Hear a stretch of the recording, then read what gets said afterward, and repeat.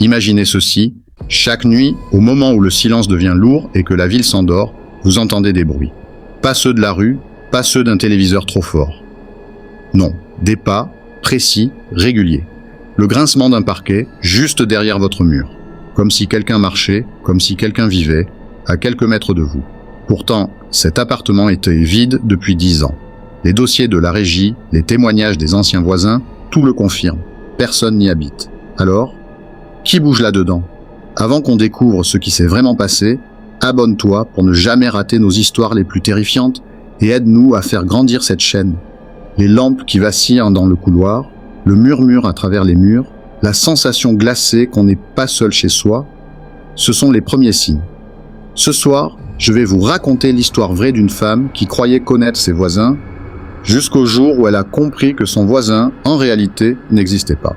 Elle s'appelait Claire, 40 ans, graphiste indépendante vivant à Lyon.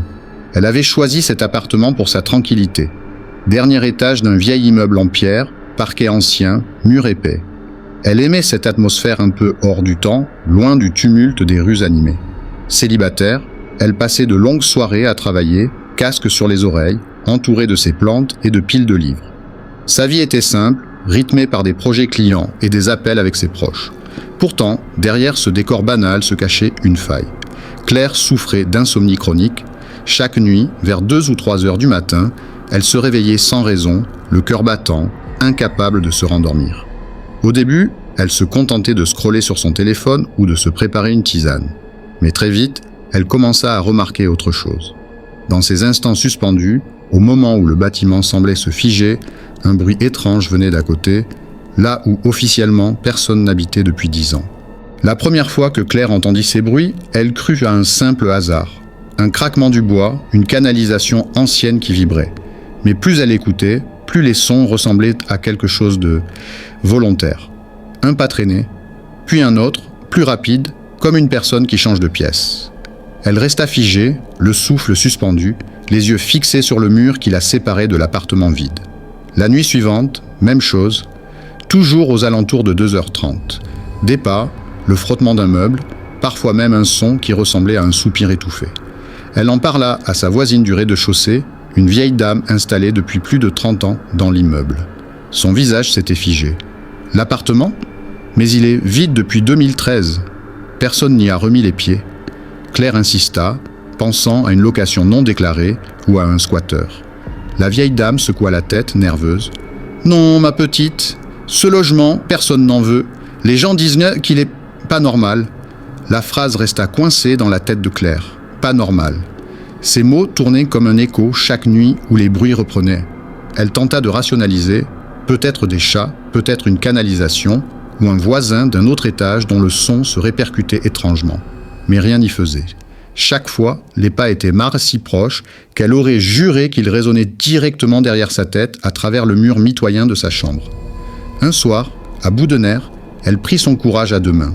Elle sortit dans le couloir, pieds nus, le cœur tambourinant dans sa poitrine. Le silence y était pesant, seulement brisé par le ronronnement lointain de la chaudière de l'immeuble. Elle s'approcha de la porte du fameux appartement. La peinture écaillée laissait apparaître des couches anciennes, comme si personne ne l'avait jamais entretenue. Elle colla son oreille contre le bois froid. Au début, rien. Puis un grincement sec, net, exactement derrière la porte, comme si quelqu'un venait de poser un pied lourd sur le parquet. Elle recula brusquement, une sueur glacée dans le dos. Personne n'avait bougé dans le couloir. Pourtant, là-dedans, ça vivait. Le lendemain, Claire se rendit au bureau de gestion pour demander des explications. On lui confirma que l'appartement était bel et bien vide, condamné depuis une décennie, faute de rénovation. Pas de contrat signé, pas d'électricité, rien. Mais alors, qui marchait chaque nuit avec tant de régularité? En rentrant chez elle ce soir-là, elle remarqua un détail qui la glaça encore plus. La porte voisine portait une fine couche de poussière, sauf à un endroit, juste en bas, au niveau du seuil, comme si quelqu'un ou quelque chose avait poussé la poussière en l'ouvrant récemment. Les nuits suivantes furent un supplice. Claire notait presque mécaniquement l'heure à laquelle les bruits commençaient, toujours entre 2h23 et 2h37, comme si une routine invisible se répétait encore et encore. Elle en arriva à guetter, assise sur son lit, la lampe de chevet allumée, le cœur battant. Les pas résonnaient, parfois lents, parfois précipités, mais toujours derrière ce mur. Elle avait l'impression qu'une présence lui montrait qu'elle n'était jamais seule. Un soir, elle entendit un nouveau son, le frottement d'un ongle ou peut-être d'un objet métallique, glissant lentement le long du mur mitoyen.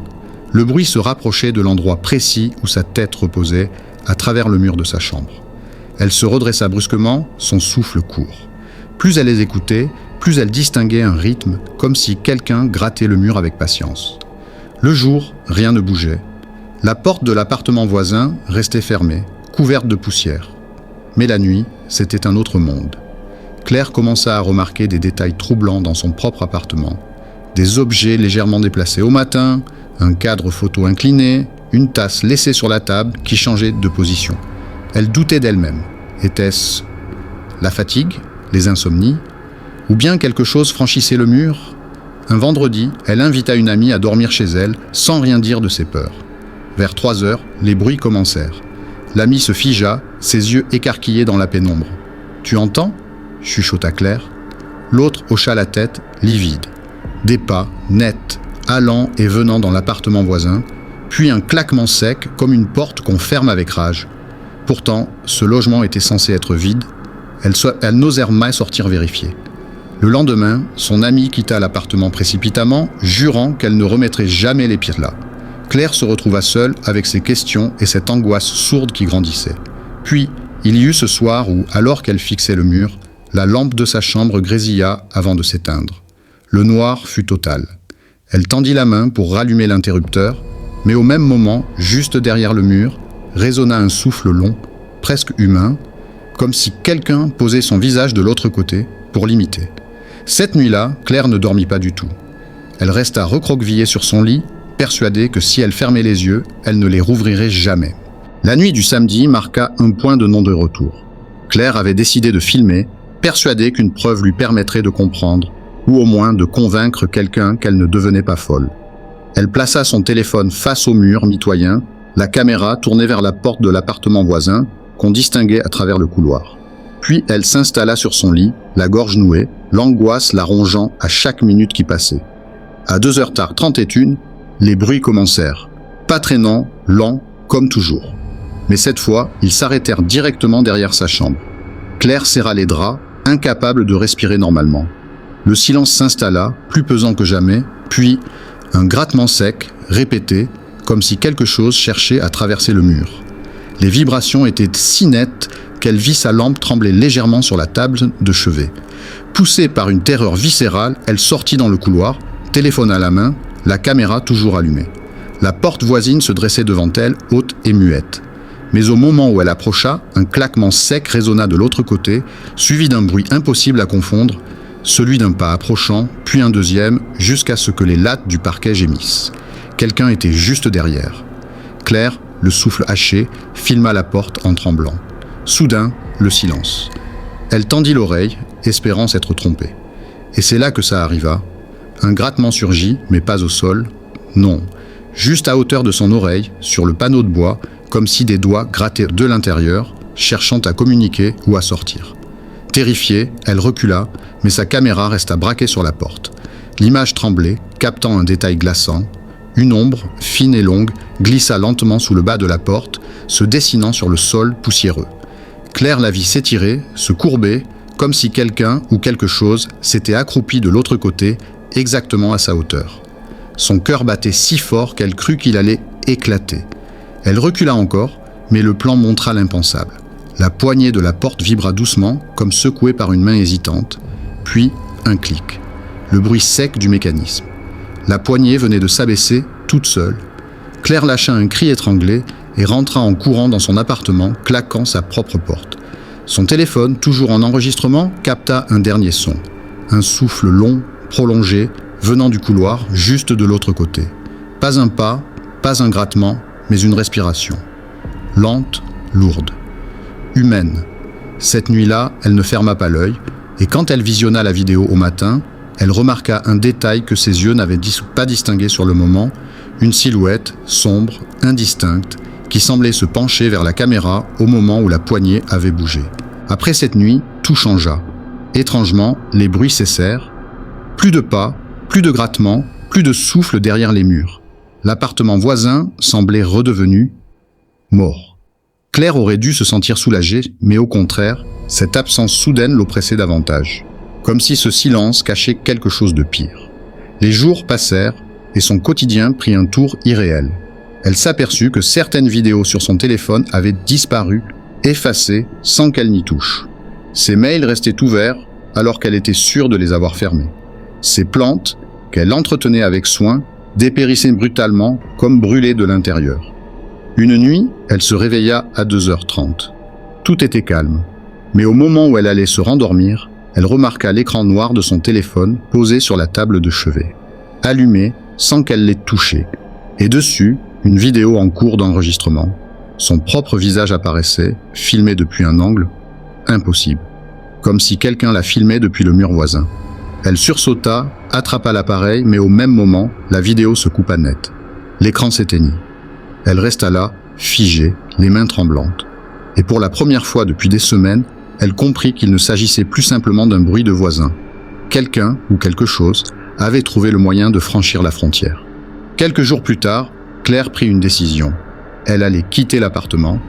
Elle n'en pouvait plus de cette tension permanente, de cette impression d'être épiée, même dans ses gestes les plus banals. Elle prépara des cartons, appela une amie pour l'aider à chercher un nouveau logement. Mais avant de partir, elle voulait en avoir le cœur net. Un soir, armée de son téléphone et d'une lampe torche, elle s'avança dans le couloir. L'immeuble était plongé dans un silence épais, comme si chaque mur retenait son souffle. Elle posa la main sur la poignée de l'appartement voisin. Elle hésita, son cœur battant à tout rompre. Puis, dans un geste impulsif, elle tourna la poignée. La porte s'ouvrit sans résistance. L'intérieur était entièrement vide. Sol couvert de poussière, murs nus, odeur de renfermé. Pas de meubles, pas de traces de vie. Et pourtant, au centre de la pièce, elle distingua des marques circulaires sur le parquet, comme si quelque chose avait tourné en rond, encore et encore. La poussière y était balayée, laissant apparaître le bois clair. Claire, le souffle court, filma chaque détail. Mais lorsqu'elle braqua sa lampe sur le mur mitoyen à sa chambre, elle sentit son estomac se nouer. Là, gravées dans le plâtre, apparaissaient des dizaines de griffures, certaines anciennes, d'autres fraîches, longues, parallèles, à hauteur d'un visage humain, comme si quelqu'un avait gratté de toutes ses forces pour entrer. Elle recula, paniquée, mais son téléphone vibra dans sa main. Une notification venait d'apparaître. Nouvelle vidéo enregistrée. Elle ouvrit le fichier et son sang se glaça. Sur l'écran, on voyait sa propre chambre, elle endormie. L'image était stable, fixe, comme filmée depuis un angle précis, à travers le mur. Son téléphone lui échappa des mains, tombant dans la poussière. Au même moment, la porte derrière elle claqua violemment, la plongeant dans l'obscurité totale. Le silence revint, lourd, étouffant.